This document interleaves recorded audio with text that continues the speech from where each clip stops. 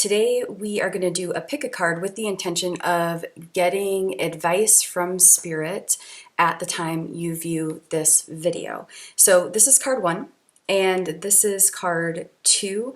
At this point, I would pause the video, see which card is calling you, and then you can go to the description box, and I've timestamped, or I will timestamp, each card's reading in that description box. So pause this video now. Welcome back. This reading is for you if you chose card 1. So what we're going to do here is look at card 1, and then we are going to do the book method of divination with this book called This Thing Called You by Ernest Holmes for some clarifiers with card 1. And we also are going to do the Ernest Holmes Science of Mind Wisdom deck. We're going to pull from there to get some clarifiers for you as well. So let's look at the card first. Your card is the Ace of Swords. It's a really beautiful depiction of it, isn't it? Now, I don't always do this with pick-a-cards, but I did look at the cards beforehand. I just got the gut hit to sit with them a little bit. So, and one thing I got the gut hit to do was from a different deck, a little more traditional deck in terms of the imagery, to pull the same cards so you can see both images. To be honest with you, I'm not exactly sure why yet, but that was what wanted to come, or what I was feeling called to do. So with that said, let's get a clarifier or two from this Science of Mind deck. Clarifier for Ace of Swords, and then we'll get into some of the messages coming through. Clarifier for Ace of Swords, please.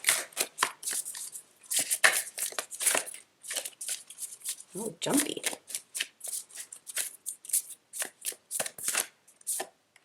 Freedom. Ooh, that's a pretty card, isn't it? All right. So you've got the Ace of Swords and freedom. I'm actually feeling called to read the back of this card first and then get into the messages coming through from the Ace of Swords. So let's do that now. The divine plan is one of freedom. Bondage is not God ordained. Freedom is the birthright of every living soul. I'm going to read that one more time, and I'm just going to substitute in Mother God for God. The divine plan is one of freedom. Bondage is not Mother God ordained. Freedom is the birthright of every living soul. Wow, that's really beautiful.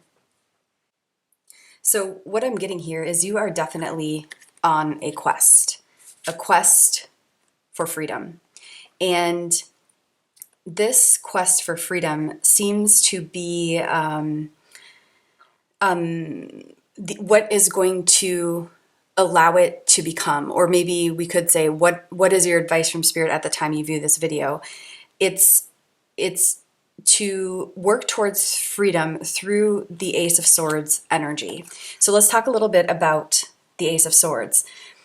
With the Ace of Swords, there's a I mean, look at this depiction of it. There's power here, right?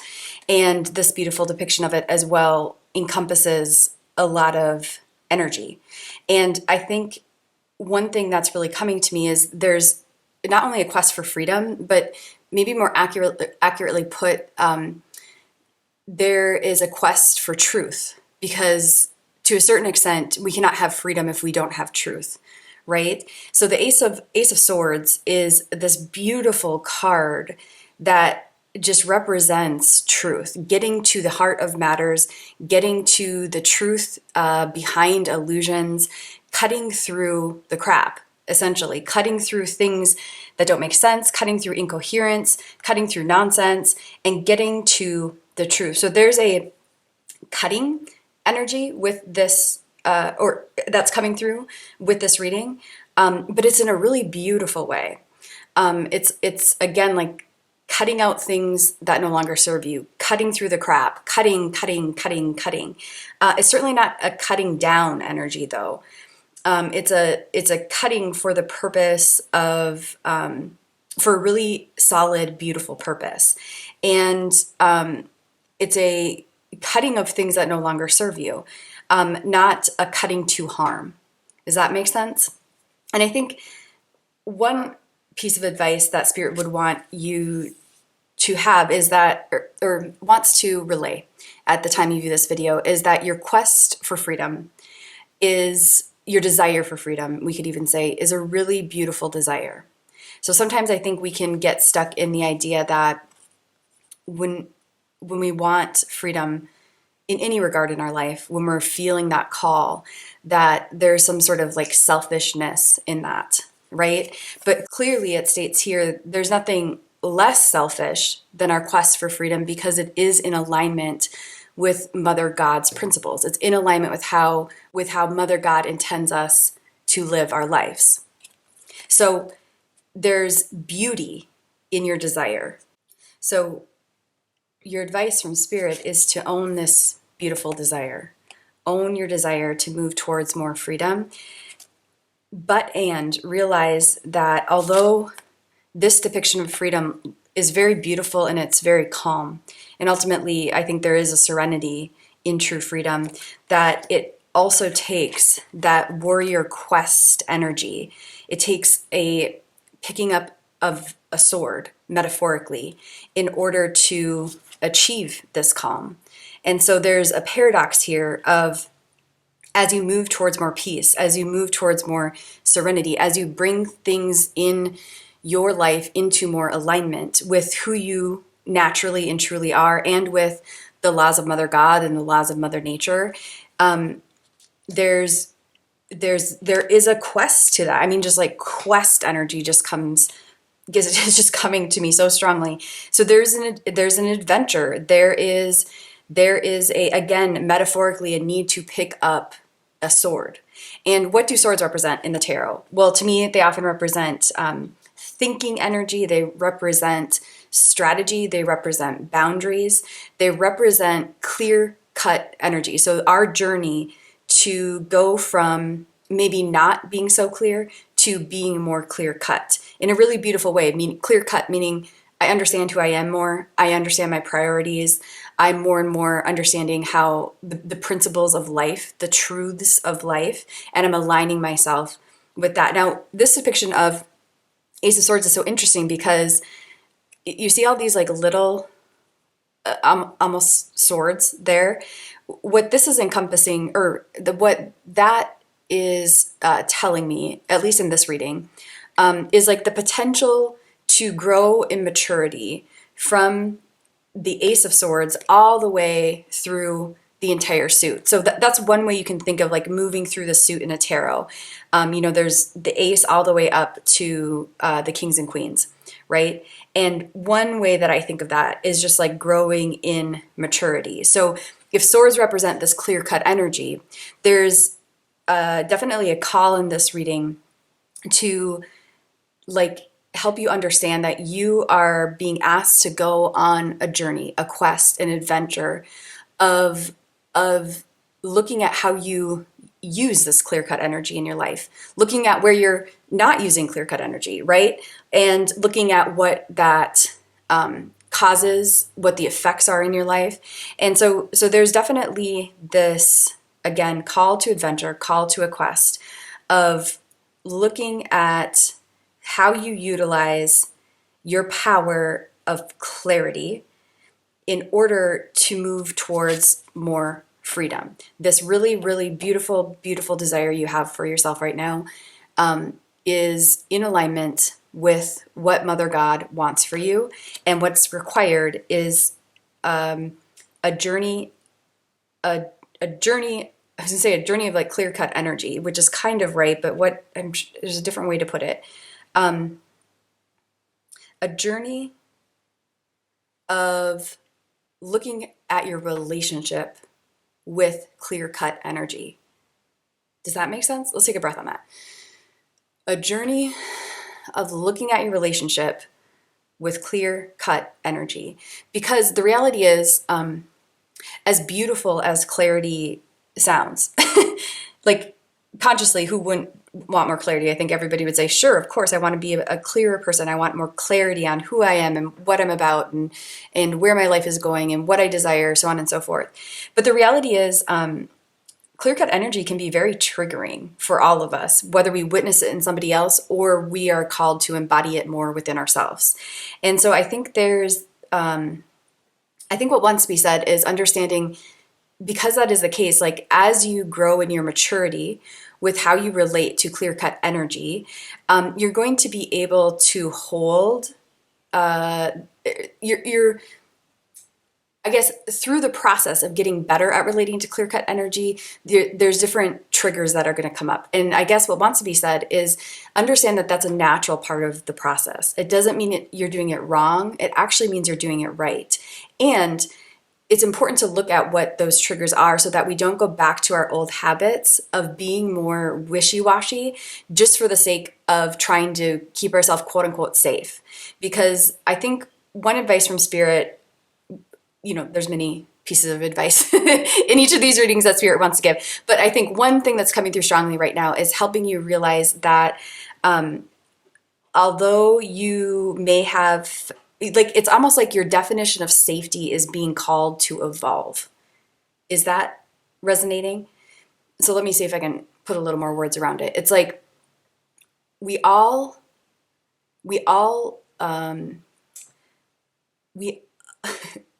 what am I trying to say? We all create unconscious definitions of safety as we're growing up, right? Depending on our cultures, subcultures, families, so on and so forth, right? And we internalize them. And once we get into adulthood, there are aspects of those definitions of safety that we're unconsciously embodying and playing out that are really helpful. And there are aspects that are not. And the aspects of those definitions of safety that are not helpful are ones we often needed at a different time of our life, but we no longer need at current times, right? And they keep us stuck. So the definitions of safety that have us playing small, that have us being wishy-washy, that have us being enmeshed instead of boundaried, there's all of that going on. And so, of course, when we feel calls to freedom and we start to take steps on our quest to that, which requires more clear-cut energy, then those, as we're embodying that more, or even as we're thinking about embodying that more, it can trigger the parts of us that feel like having clear-cut energy is not safe. Okay? So advice from Spirit would be to look at those definitions of safety instead of just listening to the triggers. Does that make sense? So instead of allowing those maybe old, outdated definitions of safety to be running your life unconsciously, and so you try to be more clear-cut, have more clarity in your life, and then you feel uncomfortable, and then you kind of retreat. That's going to be a natural part of the process, but in order to not retreat indefinitely, it's going to be important for you to look at those definitions of safety and begin to tweak them baby step by baby step, so that as you move forward, as you mature in your relationship with, or so that you can move forward and mature in your relationship with clear-cut energy. And I think what's being said here with this Ace of Swords message is just really that, that's available to you. So in other words, you're being asked to go on this, you have this desire for freedom for a good reason, and then you're being asked to go on this journey that supports your desire for freedom in order to really build almost like the skill set of clarity, to build the capacity for clarity. And that's something that as you build it, no one can take it away. And as you build it, it generalizes to all aspects of your life. So then healing ripples and peace ripples and joyfulness ripples. So it's a really, really important and beautiful quest you are being asked to go on at the time you view this video. So if that resonates, let's get one final clarifier here from this book called This Thing Called You. We're just going to do the book method of divination, opening up and seeing what wants to be said. Wow, this is wild. I opened up to this when I used this book in a different reading of all. I'm almost positive. That is crazy. Well, let's read it again. It must be important. The authority of your words is in your works. The only authority you have for your belief is the authority of what the belief accomplishes. Interesting. Jesus would have left no lasting mark on history if he had not proved what he believed. When he said peace, there was peace. When he said to the wind and the wave, be still, the wind and the wave were stilled.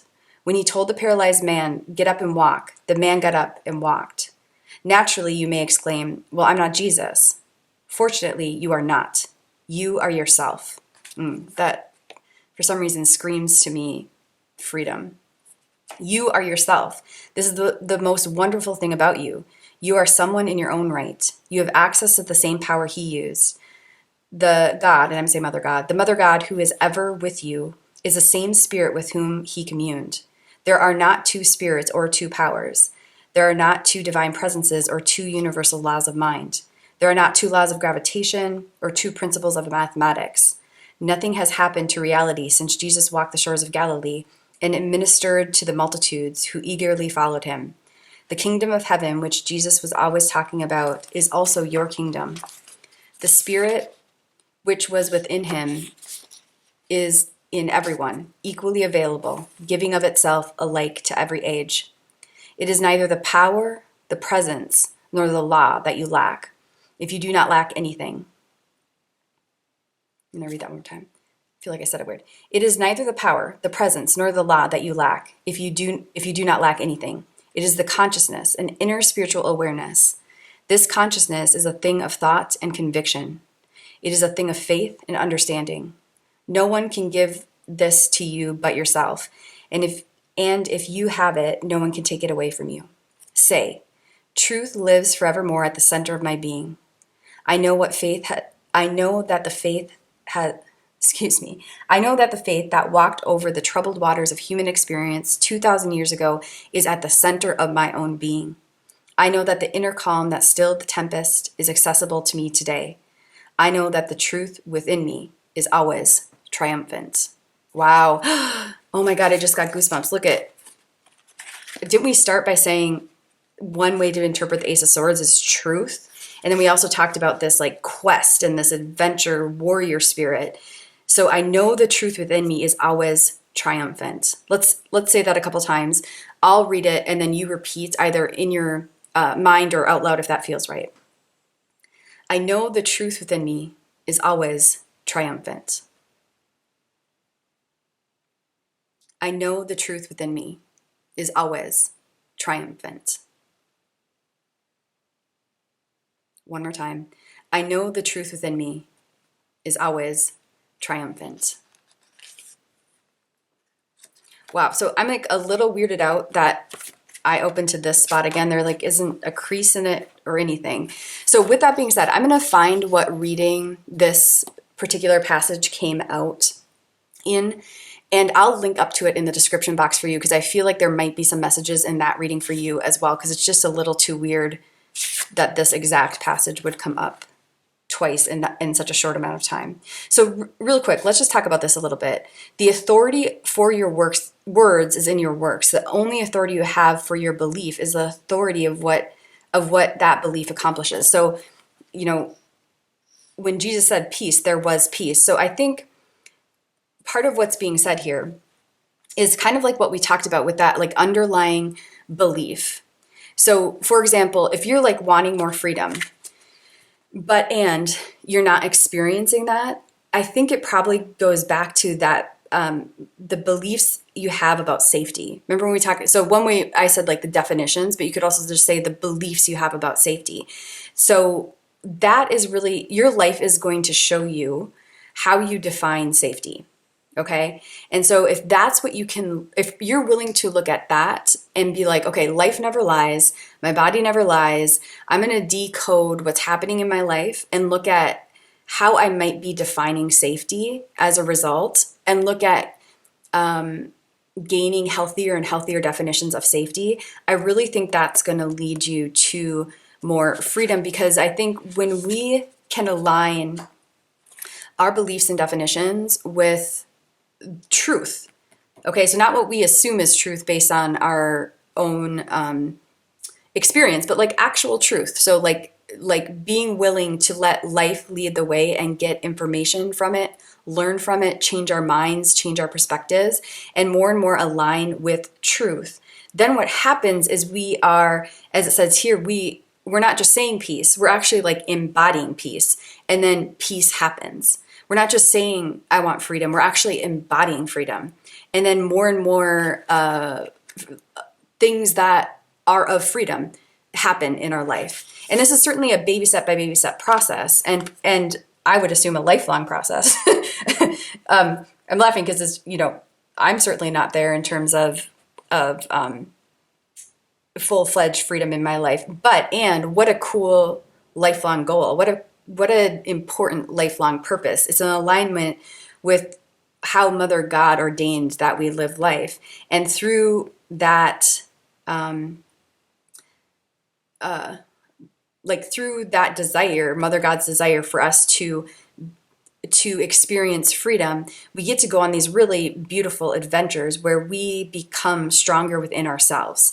We become triumphant in truth. We become clear, and we not just clear about who we are and what life's about, but an ability to have a higher level and greater capacity for truth, capacity for freedom. So you're being asked for clarity too. That was what I was expecting to say, but freedom came out. So you're just at this like really cool place, and I feel like Spirit would like to acknowledge all the work you've done up until this point to get to this place, and realize there's like a precipice a little bit that you're on, and what's going to cut you through is your willingness to be a bit more cutting. Again, not in a harmful way, but in a clear way. Your willingness to get into a different relationship with clear-cut energy and to grow in your maturity in that relationship, I think is just going to make a huge, huge difference for you. So I'm really actually very excited for you. I hope you found a few pieces of information that were helpful, and I want to thank you so much for tuning in. Welcome back. This reading is for you if you chose card 2.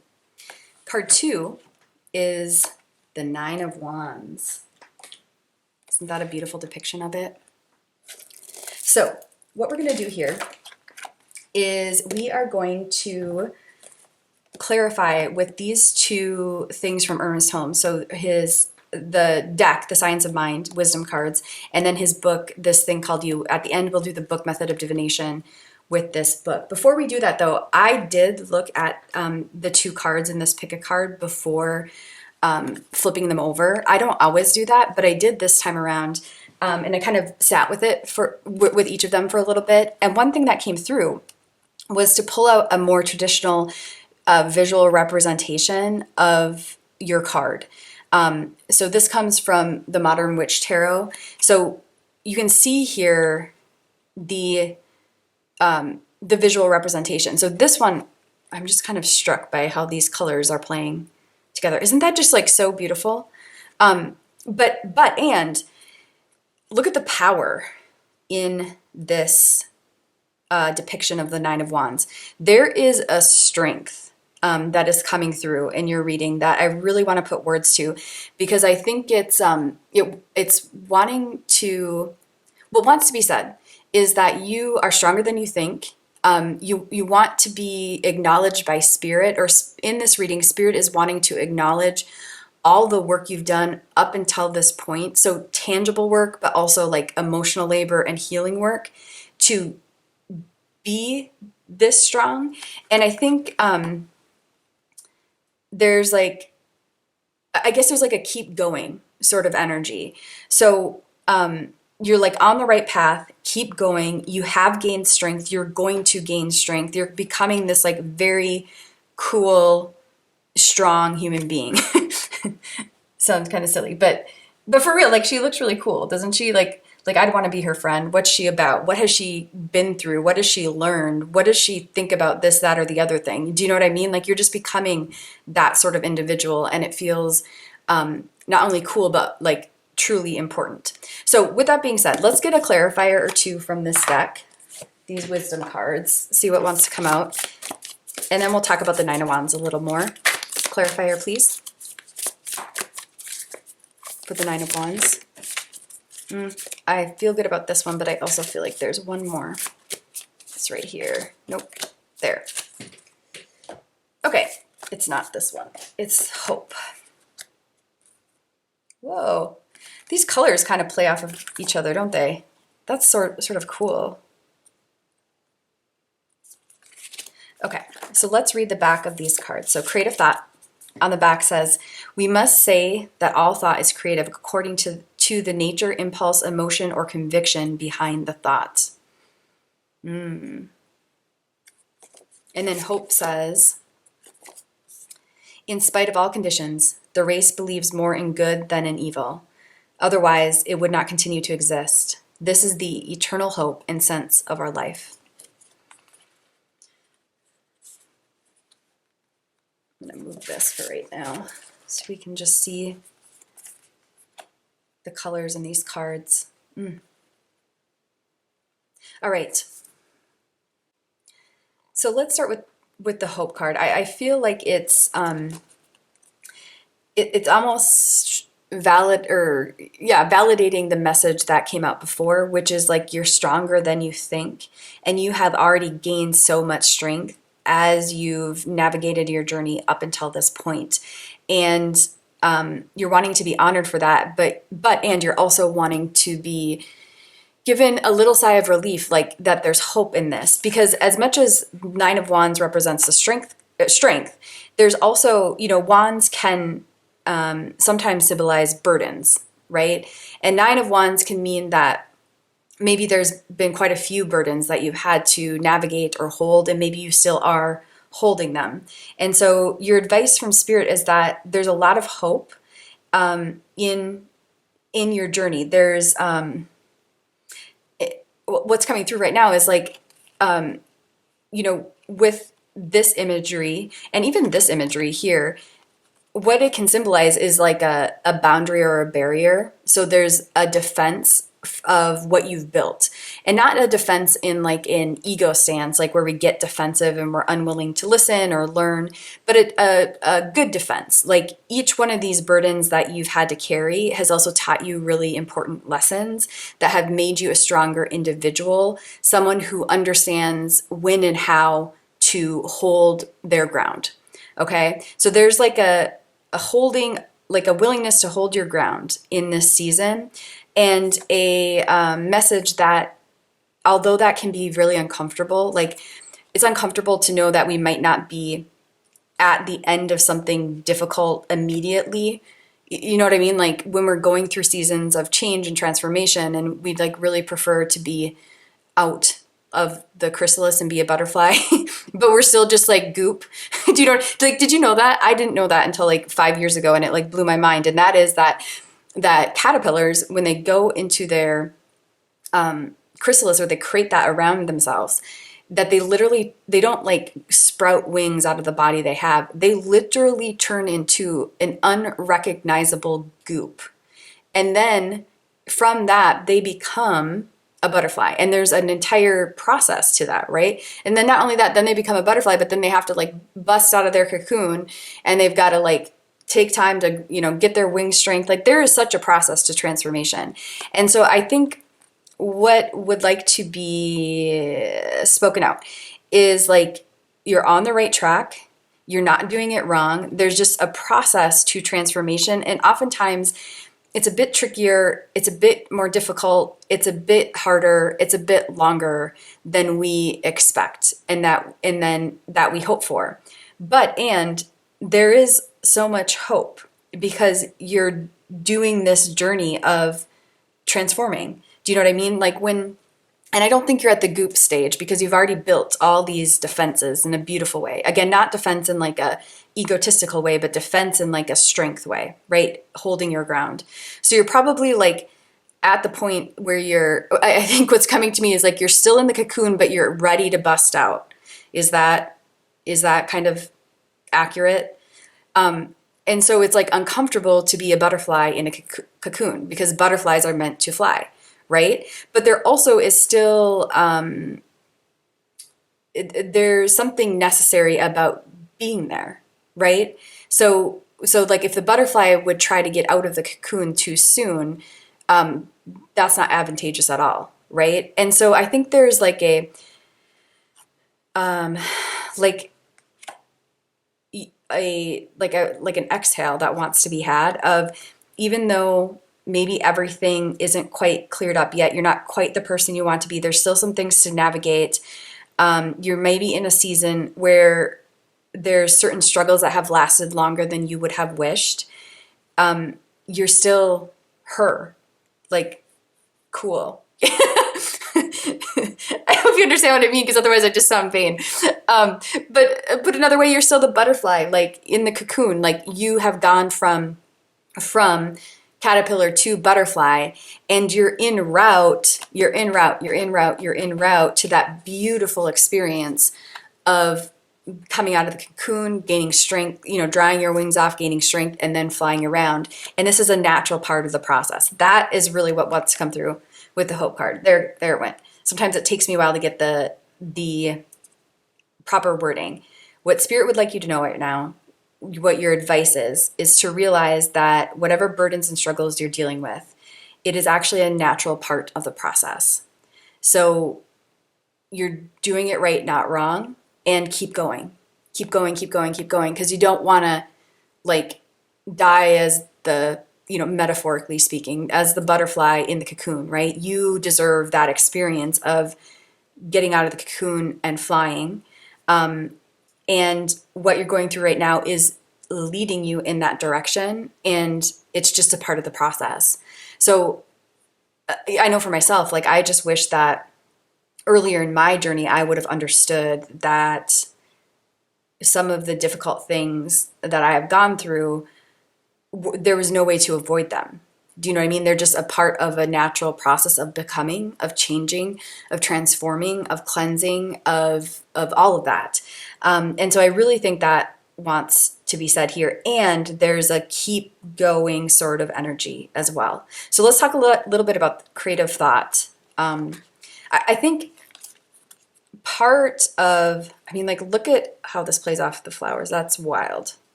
It's so pretty. So I think part of what wants to be said in this is that although there can be some difficulty in the Nine of Wands, there's also a lot of beauty.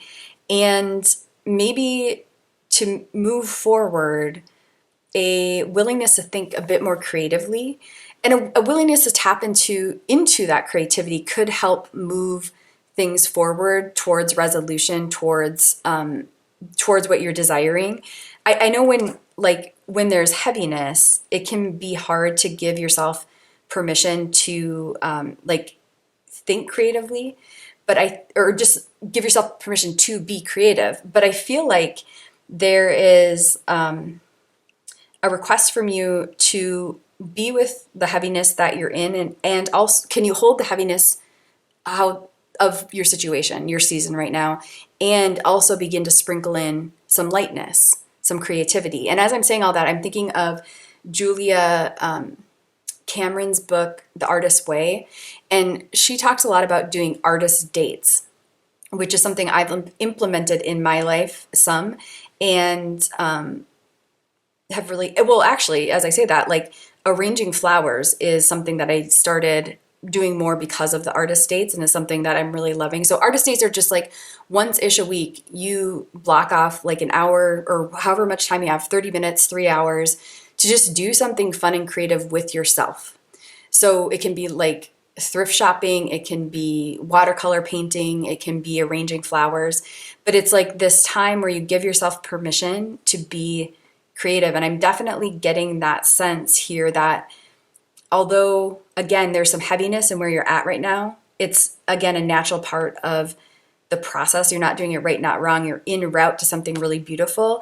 And before you get there, you can still cultivate beauty. Before you get there, before you become who you're becoming, you can still bring some creative energy into your current season. And I think not only will that help make this season a bit more joyful and light, I think it will also help you move forward to a new and brighter season. Okay, so let's get a final message here. We're going to do the book method of divination from this book called This Thing Called You. All right, I opened up to chapter 11. Use the same power to drive your automobile forward or in reverse to move it backward. The energy is not good when it moves you forward, nor evil when it moves you backward. You must eliminate the idea of good and evil as entities opposing each other and realize there is but one life principle. There is but one electrical energy, wherever it may be used, but one creative spirit, wherever it is perceived, but one power, wherever it is understood. Like the ethers of space, the creative principle of life is ever present. Wow, creative thought. That's wild, right? Being everywhere present, it must be present in you. Hence, it must be available at the center of your being. That which defeats you when you use it in a limited way gives you victory when you change your attitude towards it, permitting it to flow through you in a more extensive manner. Always it responds by corresponding to your mental attitudes. Say, I now accept all that I have hoped for and believed in. There is nothing in me that can doubt that good will make its appearance in my experience. There is nothing in me that can dissipate my faith or dim its clear realization. I see in everyone that which I know to be true about myself. Therefore, everyone I think of is blessed by my thought. Oh, that's really nice. I'm getting the sense that I want to read this little prayer over here too. So let's do that. I know that I am the Spirit of God. I'm going to say Mother God. I know that I am in the Spirit of Mother God. I know that the Spirit of Mother God is in me. I know that this Spirit is complete and perfect. Therefore, it must be complete and perfect in me. I know that this Spirit is now operating in my affairs. It is manifesting its beauty and harmony in everything I do. I know that my body is a spiritual idea manifesting in form. I know that every organ of my body, being a manifestation of pure spirit, contains within itself a pattern of joy, of peace, of divine order, of harmony, and complete perfection. So that's such a cool way to put it. I think so again, this idea that you use the same energy to drive your automobile forward or backwards, right? So there is but one energy. I think part of that message was to remind you that within whatever difficulty that you're experiencing, creative thought, Mother God, Spirit, whatever term you want to give to the energy of life, is present, right? And I think there's there's something here with the wands, the burdens that you've been carrying, how you are transmuting. So transmuting life from being burdensome to being more hopeful and free and joyful takes energy, right? And it's an important process to do that transmutation, right? And as more and more of that is transmuted, more energy is liberated for other experiences. And so I think there's just a little sense of relief that wants to be offered to you, that it's not always going to be this hard, and you're going to have energy for other things soon. Do you know what I mean? And you'll be able to use that energy to actually move forward more strongly. But sometimes when we are in a season what is the greatest gift we could give ourselves or others is transmutation of energy, then we can stay stuck, and we put so much energy into that transmutation, it can feel like, how does anybody ever even move forward? Right? And I think just what wants to be said is you're transmuting right now, right? And one day, someday, that same energy is going to be used to move you forward towards, again, more hope, more joy, more abundance, all the things you're wanting. And right now you're just transmuting. And so just kind of giving yourself some calm or just permission to transmute, I guess, and use your energy in that way instead of trying to move forward. Because I think we can force moving forward, but typically, if there's things we need to transmute, we just go right back, one step forward, two steps back sort of thing. And so I think there's just a permission slip that wants to be given to you from Spirit, that you have permission to just be where you're at. You're doing it right, not wrong. There's a ton of strength you've already gained, and you're holding your ground in this really beautiful way. And and what if instead of trying to move forward, you let yourself just transmute here, knowing that you're in alignment with what you want and a really beautiful future, and also knowing that as you let yourself be where you're at and not try to force moving forward, you can sprinkle in a lot of joy and a lot of beauty and a lot of creativity. And with that combination, I really get the sense that you are going to truly move forward in a positive way, bust out of that cocoon in a beautiful way, and eventually be flying as the transmuted being that you are. So thank you for letting me read for you. Again, you're just such a cool person. Willingness to do all this work, all this transmutation, even in the midst of not knowing. It takes a really bold and beautiful being, which is you. So keep going. You're doing it right, not wrong. And again, thank you so much for tuning in.